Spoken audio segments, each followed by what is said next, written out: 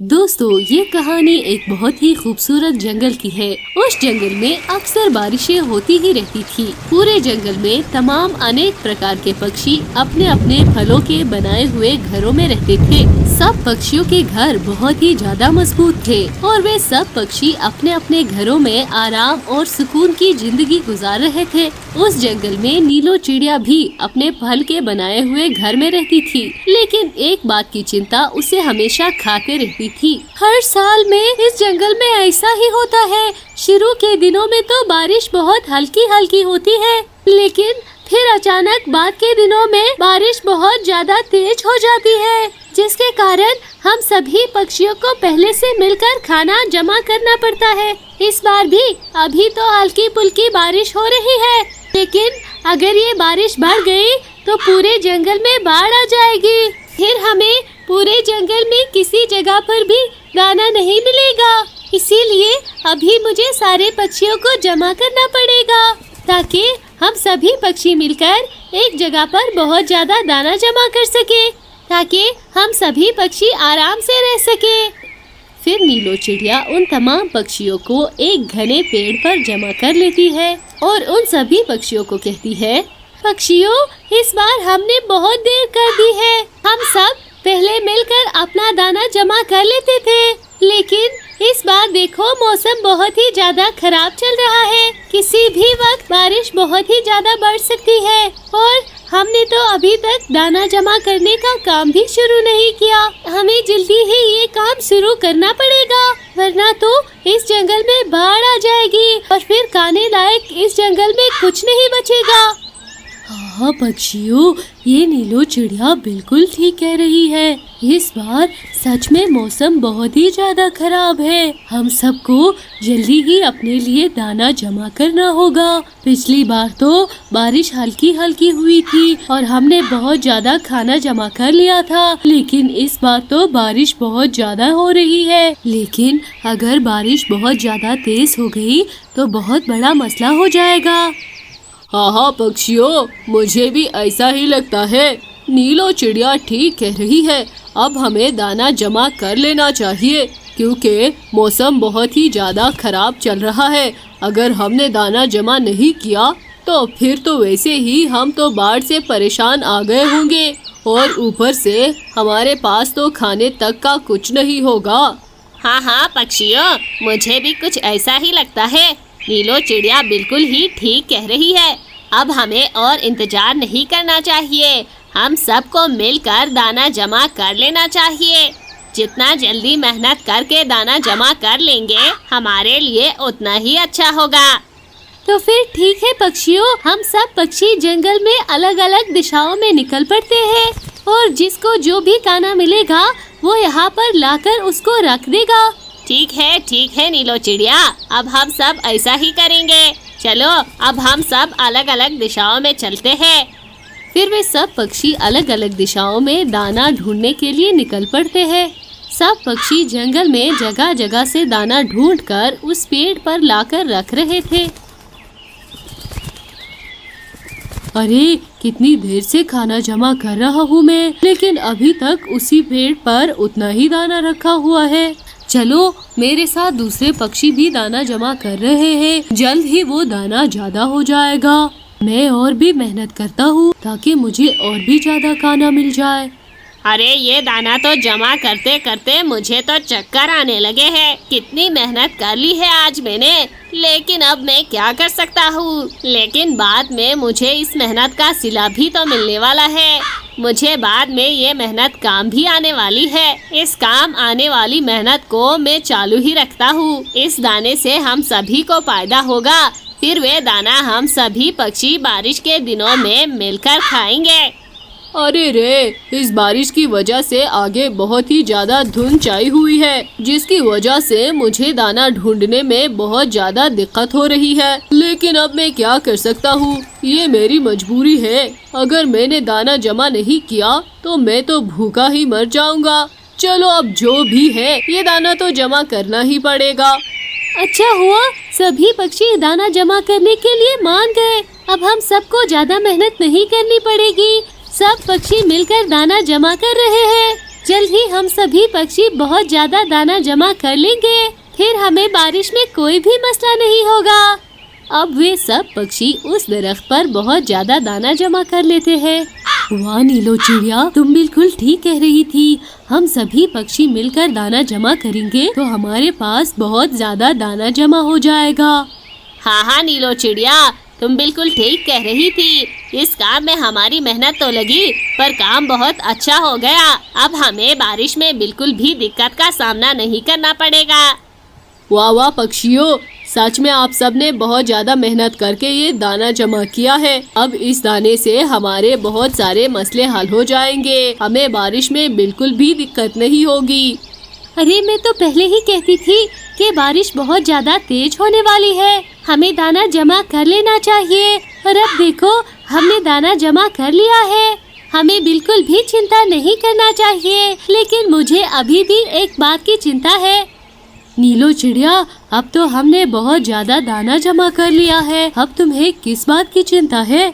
अरे पक्षियों, ये जो सारा दाना हमने जमा किया है, इसे कहाँ पर रखेंगे? क्योंकि अगर बारिश तेज होगी तो हवा से ये सारा खाना इधर उधर उड़ जाएगा। हमें इस दाने को किसी सही जगह पर रखना होगा, जहाँ से हम इस दाने की सही हिफाजत कर सके। हाँ नीलो चिड़िया, तुम ठीक कह रही हो, लेकिन इसमें चिंता करने वाली कोई बात नहीं है। मेरे पास एक जगह है जहाँ पर ये दाना हिफाजत से रह सकता है। अच्छा कबूतर भाई, मुझे बताओ जरा, ये कौन सी जगह है जहाँ पर हम ये दाना महफूज रख सकते हैं? अरे नीलो चिड़िया, तुम्हें तो पता है मेरा घर कितने ऊंचे दरख्त पर बना हुआ है। हम ये सारा खाना मेरे घर में रख देते हैं और मैं हमेशा अपना घर बंद करके ही रखूंगा, ताकि उस घर में हवा ना आए और ये सारे दाने उड़ ना जाए। और तो और मेरा घर तो बहुत ज्यादा ऊंचाई पर है, और तो और अगर बाढ़ भी आ गई तो मेरा घर नहीं डूबेगा। हाँ कबूतर भाई, आप ठीक कह रहे हैं। अगर आपका घर डूबेगा ही नहीं तो हमारे दाने भी सलामत रहेंगे। हाँ, मुझे पता है, लेकिन मुझे ये बिल्कुल भी मंजूर नहीं है। मुझे पता है ये कबूतर ये सारा दाना खा जाएगा। बस अब मैं और कुछ नहीं जानता हूँ। मुझे सारा का सारा दाना अपने घर में ही रखना है। मैं सब पक्षियों को उनका हिस्सा दे दिया करूँगा। जो भी पक्षी दाना मांगने आएगा मैं उसे दाना दे दूंगा। लेकिन कालू कव्वे, तुम्हारा घर तो बहुत ज्यादा नीचे है। अगर बाढ़ आ गई तो तुम्हारा घर तो डूब जाएगा और साथ साथ हमारा ये दाना भी डूब जाएगा। नहीं, मैं और कुछ नहीं जानता। सारा दाना मेरे ही घर पर रखना होगा। अगर तुम सबको अपना अपना हिस्सा लेना है तो अभी ले लो। मुझे तुम सब में से किसी पर भी भरोसा नहीं है। मैं तो अपना दाना अपने घर में ही रखूंगा। तुम लोगों को जो करना है वो करो। आखिर मैंने इतनी मेहनत से खाना जमा किया है। फिर वे कालू कौवा अपने हिस्से का दाना अपने घर में रख लेता है। बाकी का सारा दाना वे पक्षी उस कबूतर के घर में रखवा देते हैं। कुछ दिन के बाद बहुत ही ज्यादा तेज बारिश शुरू हो जाती है, जिसके कारण सारे जंगल में बाढ़ आ जाती है। बाढ़ के आते ही सबसे पहले कालू कौवे का घर डूब जाता है, क्योंकि कालू कौवे का घर सबसे ज्यादा नीचे बना हुआ था। अब कालू कौवे के पास खाने तक को कुछ नहीं था, क्योंकि उसके घर के साथ साथ उसका सारा दाना भी पानी में डूब गया था। कुछ देर के बाद देखते देखते उस बाढ़ के कारण नीलो चिड़िया और तोते का घर भी पानी में डूब गया। लेकिन कबूतर का घर तो बहुत ही ज्यादा ऊंचाई पर था, जिसके कारण उन सभी पक्षियों का दाना भी महफूज था। नीलो चिड़िया और तोता भी अब उस कबूतर के घर में चले गए थे, क्योंकि उनका दाना भी कबूतर के घर में था और अब तो उनके घर भी डूब चुके होते हैं। दूसरी तरफ कालू कौवा अपनी हरकत पर बहुत ही ज्यादा पछता रहा था। अरे ये मुझसे क्या हो गया? मैंने बहुत बड़ी गलती कर दी है। वे सब पक्षी मेरे सच्चे दोस्त थे। मुझे उन सब पर भरोसा करना चाहिए था। मैंने उन सब पर भरोसा नहीं किया, जिसके कारण आज मेरे साथ ये हुआ है। अब मैं क्या करूं? मेरे वही सच्चे दोस्त हैं। अब मैं जाकर उन्हीं से ही मदद मांगता हूं। वो मेरी मदद जरूर करेंगे। यही सोचकर कालू कौवा कबूतर के घर में आ जाता है और कबूतर और बाकी तमाम पक्षी कालू कौवे को माफ कर देते हैं और कालू कौवे को भी अपने घर में रख लेते हैं। इस कहानी से हमें ये प्रेरणा मिलती है कि हमें कोई भी काम करने से पहले अपने सच्चे दोस्तों की बात सुन लेनी चाहिए और उस पर अमल भी कर लेना चाहिए। एक जंगल में सारे पक्षी आराम से रहते थे। वे सभी लोग बहुत ही आराम से रहते थे। बरसात का मौसम करीब था, लेकिन किसी भी पक्षी का घर मजबूत नहीं बना हुआ था। सभी पक्षियों को अपना घर मजबूत बनाने की बहुत ही फिक्र थी। अरे अरे, बारिश का वक्त करीब आ रहा है और अभी तक किसी भी पक्षी का घर मजबूत नहीं बना है। अरे किसी पक्षी को तो छोड़ो, मेरा तो अपना घर मजबूत नहीं बना है। पता नहीं इस बार बारिश तेज होगी या हल्की होगी। मैं जाकर सभी पक्षियों से पूछता हूँ कि वे लोग कब अपना घर बना रहे हैं। फिर कालू कौवा उड़ता हुआ सभी पक्षियों के पास चला जाता है।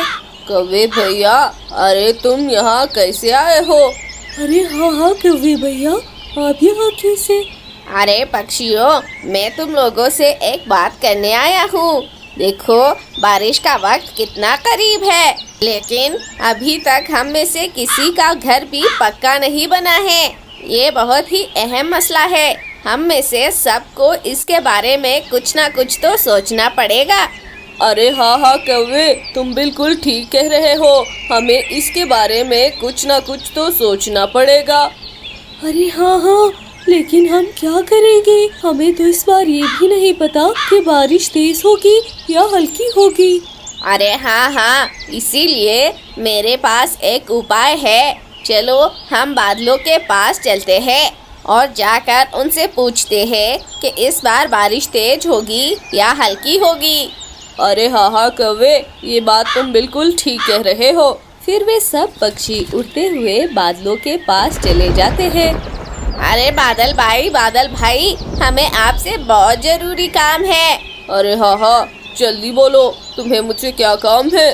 अरे बादल भाई, हमें आपसे ज़्यादा काम नहीं है, लेकिन बस हमें ये पूछना था कि इस बार हमारे जंगल में बारिश तेज होगी या फिर हल्की। अरे ये तुमने कैसे सोच लिया कि इस बार बारिश कम होगी? मैं इस बार बहुत ज़्यादा बारिश बरसाऊंगा। पिछले कितने सालों से मैंने इस जंगल में हल्की हल्की बारिश की है, लेकिन इस बार मैं बहुत तेज बारिश बरसाने वाला हूँ। ये सुनकर सभी पक्षी बहुत ज़्यादा परेशान हो जाते हैं और वे सभी जाकर एक पेड़ पर बैठ जाते हैं। अरे भाइयों, बादल ने तो कहा है कि इस बार बारिश बहुत ही तेज होगी। अरे हाँ, मुझे बहुत ही ज्यादा डर लग रहा है। हमारे तो घर भी पक्के नहीं बने हुए। अरे हाँ कौवे, हम इस बार क्या करेंगे? अरे मेरे पास इसके लिए एक और उपाय भी है। हम एक काम करते हैं, हम बुलबुल के पास चलते हैं, वे हमें घर बनाना सिखा देगी। अरे पर नीलो चिड़िया तो इस जंगल में सबसे ज्यादा मजबूत घर बनाती है। हम जाकर उससे घर बनाना सीखते हैं। वे हमें बुलबुल से भी ज्यादा अच्छा घर बनाना सिखाएगी। अरे हाँ, पिछली बार भी हल्की बारिश हुई थी, इसीलिए बुलबुल का घर बच गया था। वरना अगर तेज बारिश होती तो बुलबुल का घर भी पानी में बह जाता। अरे रुको, जरा सब्र करो। हम एक काम करते हैं, हम बुलबुल और नीलो चिड़िया दोनों के पास जाते हैं। हम वहाँ जाकर देखेंगे, दोनों में से जो अच्छा घर बना रहा होगा हम उसी से ही घर बनाना सीखेंगे। अरे हाँ कौवे भैया, आप बिल्कुल ठीक कह रहे हो। हम जाकर देखते हैं। फिर वे सब पक्षी बुलबुल के पास जाते हैं। अरे आप सब पक्षी यहाँ, बोलिए आप लोगों को क्या काम है? अरे बुलबुल जी, वो दरअसल बात ऐसी है, हमें आपसे घर बनाना सीखना है। आप अपना घर बहुत ही मजबूत बनाती है। अरे हाँ, मैं तो मजबूत घर बनाती हूँ, लेकिन नीलो चिड़िया मुझसे भी ज्यादा मजबूत घर बनाती है। वो आपको मुझसे अच्छा सिखाएंगी। अरे देखा कौवे भैया, मैंने आपसे कहा था ना, नीलो चिड़िया इस जंगल में सबसे ज्यादा मजबूत घर बनाती है। फिर वे सब पक्षी उड़ते हुए नीलो चिड़िया के पास जाते हैं। अरे नीलो चिड़िया, तुम्हें तो पता है बारिश कितनी करीब है। हमें तुमसे एक मजबूत घर बनाना सीखना है। अरे हाँ हाँ, मैं आपको घर बनाना सिखा दूंगी, मुझे कोई मसला नहीं है। लेकिन मेरे जैसा मजबूत घर बनाने के लिए बहुत ज्यादा मेहनत लगती है। आप सबको बहुत ही ज्यादा मेहनत करनी पड़ेगी। वे कौवा बहुत ही ज्यादा आलसी था और वे कहता है, अरे अरे, अगर हम इस नीलो चिड़िया से घर बनाना सीखेंगे तो इसमें तो बहुत ज्यादा मेहनत लगेगी, लेकिन अगर हम बुलबुल से घर बनाना सीखेंगे तो वे हमें आसानी से घर बनाना सिखा देगी। अरे कौवे भैया, वे बुलबुल तो कच्चा घर बनाती है, हमें तो एकदम पक्का और मजबूत घर बनाना है। अरे अरे, जरा देखो, नीलो चिड़िया और बुलबुल का घर एक ही जैसा तो है। बुलबुल का घर भी नीलो चिड़िया के घर की तरह मजबूत है। अगर हम नीलो चिड़िया से घर बनाना सीखेंगे तो उसमें बहुत ज्यादा मेहनत लगेगी, लेकिन अगर बुलबुल से सीखेंगे तो वे हमें आसानी से सिखा देगी। फिर वे सब पक्षी भी कालू कौवे की बातों में आ जाते हैं। हाँ हाँ कौवे, तुम ठीक कह रहे हो, चलो हम बुलबुल के पास चलते हैं। फिर वे सब पक्षी बुलबुल से घर बनाना सीखते हैं। जब वे सारे पक्षी अपना अपना घर बना लेते हैं और वे सब अपने अपने घरों में रहने लगते हैं। नीलो चिड़िया को घर बनाने की अच्छी पहचान थी। अरे, ये बुलबुल ने तो इनको बहुत ही कच्चा घर बनाना सिखाया है। अगर तेज बारिश हुई तो इन सभी के घर डूब जाएंगे। नीलो चिड़िया को सभी पक्षियों की बहुत फिक्र होती है। फिर अगले दिन बहुत ही तेज बारिश होती है। दरख्त बारिश की वजह से इधर उधर झूलने लगते हैं। नीलो चिड़िया को सारे पक्षियों की बहुत ज्यादा फिक्र हो रही थी, इसीलिए वे जाकर बादल के पास जाती है। अरे बादल भैया, आप जरा बारिश को कम कर दो। इन सभी पक्षियों के घर बहुत ज्यादा कमजोर हैं। आपके तेज बारिश के कारण इन सभी के घर डूब जाएंगे। अरे अरे नीलो चिड़िया, मैं इस बारिश को नहीं रोक सकता। जब मेरे अंदर से पानी कम होगा तभी ये बारिश रुकेगी। मुझे माफ कर दो, मैं तुम्हारी मदद नहीं कर सकता। फिर नीलो चिड़िया उड़ती हुई दरख्त के पास जाती है। अरे दरख्त भैया, आपके ऊपर ये जो पक्षियों के घर है, आप इसे हवा से उड़ने मत देना, इनको संभाल लेना। अरे नीलो चिड़िया, हवा बहुत तेज चल रही है, जिसके कारण मैं अपने आप को भी नहीं संभाल पा रहा। तो फिर भला मैं इन पक्षियों के घरों को कैसे संभाल सकता हूँ? यहाँ पर भी नीलो चिड़िया की बात पूरी नहीं होती, इसीलिए वो वापस जाकर अपने घर में बैठ जाती है।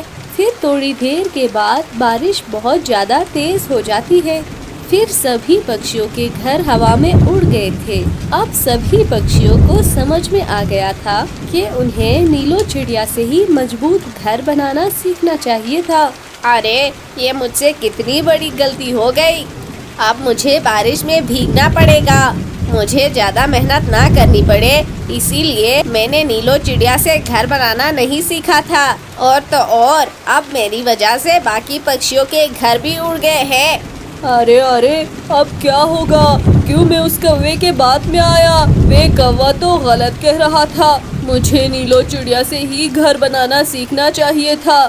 मुझे मेहनत ना करनी पड़े, इसीलिए मैंने बहुत ही बुरा किया। अरे, अब मैं क्या करूं? मुझे तो बहुत ही ज्यादा सर्दी लग रही है। मुझे नीलो चिड़िया से ही घर बनाना सीखना चाहिए था। कम से कम अभी मेरा घर तो सलामत होता। फिर वे सब पक्षी बारिश में भीग रहे होते हैं। नीलो चिड़िया को उन पक्षियों को बारिश में भीगता देख बहुत दया आती है, इसीलिए वे नीलो चिड़िया सभी पक्षियों को अपने घर में बुला लेती है। अरे अरे पक्षियों, मुझे माफ कर दो। मेरी वजह से तुम लोगों के घर भी बारिश में उड़ गए हैं। अगर मैं उस दिन तुम लोगों को नीलो चिड़िया से ही सीखने देता तो अब हमारे घर सलामत होते। इस सब में मेरी ही गलती थी, मुझे माफ कर दो। अरे कौवे, हमें भी मेहनत नहीं करनी थी, इसीलिए हमने तुम्हारी बात मान ली। इसमें हमारी भी गलती है। अरे हाँ तोते भैया, आप ठीक कह रहे हो, इसमें हमारी भी गलती है। मैंने तो पहले ही आप लोगों को बताया था कि मेरे जैसा घर बनाने में थोड़ी मेहनत जरूर लगेगी, लेकिन घर बहुत ही पक्का बन जाएगा। लेकिन आप सब नहीं माने। लेकिन आज के बाद आप लोग मेहनत करने से कभी नहीं कतराएंगे। एक जंगल में कुछ नेक प्रकार के पक्षी रहते थे। उस जंगल के सारे पक्षी बहुत ही ईमानदार और मेहनती थे। उस जंगल में एक नीलो चिड़िया भी रहती थी। वे नीलो चिड़िया बहुत ही बुद्धिमान थी। नीलो चिड़िया बहुत ही मेहनती थी और वे सभी पक्षियों का बहुत ख्याल रखती थी। उसी जंगल में एक कालू कौवा अपने परिवार के साथ रहता था। कालू कौवा बहुत ही कामचोर था। कालू कौवा बहुत ज्यादा आलसी था और वे पूरा दिन अपने घोंसले में बैठकर बस आराम ही करता रहता था। फिर एक दिन मिट्ठू तोता नीलो चिड़िया के पास आता है और वे नीलो चिड़िया से कहता है, नीलो चिड़िया, मैं अभी बादल भैया के पास गया था। बादल भैया ने मुझे कहा कि कुछ ही दिनों के बाद हमारे जंगल में बहुत जोर की बारिशें होने वाली है। अभी तक हमने अपने घर नहीं बनाए हैं। नीलो चिड़िया, तुम जाके सभी पक्षियों को जमा कर लो और उन्हीं सभी पक्षियों से कह दो कि सभी पक्षी अपने अपने घर बना ले, ताकि बारिश के दिनों में किसी को कोई दिक्कत ना हो और हमारे बारिश के दिन आराम से कट जाए। तो फिर चलो मिट्ठू तोते, हम जाकर सभी पक्षियों को जमा कर लेते हैं और उन पक्षियों को बता देते हैं कि कुछ ही दिनों के बाद हमारे जंगल में बहुत जोरों से बारिश होने वाली है, जिसकी वजह से हम सब पक्षी अपने अपने घर बना लें। फिर नीलो चिड़िया और मिट्ठू तोता सारे पक्षियों को जमा करने के लिए निकल पड़ते हैं। कुछ देर के बाद सारे पक्षी जमा होकर एक साथ आ जाते हैं। नीलो चिड़िया, क्या हुआ? तुमने हम सभी पक्षियों को यहाँ पर जमा क्यों किया है? पक्षियों, मेरी बात ध्यान से सुनो। अभी मिट्ठू तोता बादलों के पास गया था। बादलों ने मिट्ठू तोते से कहा कि कुछ दिनों के बाद हमारे जंगल में बारिश होने वाली है और अभी तक हम सभी पक्षियों ने पक्के घर नहीं बनाए हैं। मैंने बस तुम लोगों को यहाँ इसीलिए बुलाया है कि हम सब मेहनत करके बारिश से बचने के लिए अपने अपने पक्के घर बना लें। हाँ नीलो चिड़िया, तुम बिल्कुल ठीक कह रही हो। हमें अपने पक्के घर बना लेने चाहिए। तो फिर चलो पक्षियों, हम सभी मिलकर अपने अपने लिए लकड़ियाँ ढूंढ लेते हैं और फिर उन लकड़ियों से हम अपने मजबूत घर बना लेंगे। इस जंगल में कितनी बारिशें होती है, अब मुझे लकड़ियाँ ढूंढनी पड़ेगी और अगर मैंने लकड़ियाँ जमा नहीं की तो इस बार भी पिछले बार की तरह मेरे परिवार को बारिश में भीगना पड़ेगा। हाँ, मैं एक काम करता हूँ, जब सभी पक्षी अपने लिए लकड़ियाँ ढूंढ लेंगे तो मैं रात को किसी भी पक्षी के घोंसले में जाऊंगा और उसकी सारी लकड़ियाँ चुरा लूंगा।